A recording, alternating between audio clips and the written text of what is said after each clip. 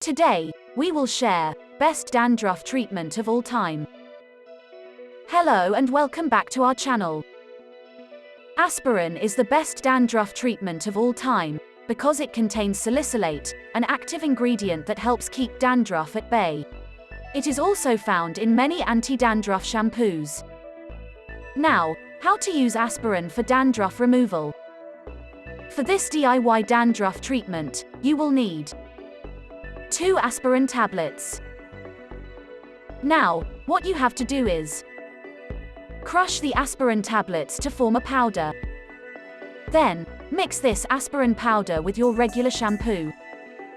Note, you can use any regular shampoo as it is the aspirin that will work on the dandruff. Now use this mixture on your hair and scalp. Let it stay on for at least 5 minutes so that the aspirin does its work on eliminating dandruff. After this, wash your hair with water. Note, if you feel your scalp has aspirin powder on it, wash it again thoroughly till it comes off completely.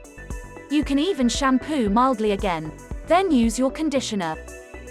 In our upcoming video, we will share DIY home remedy for dandruff, use of onion juice. So stay tuned. Hope you did get some value out of our today's video.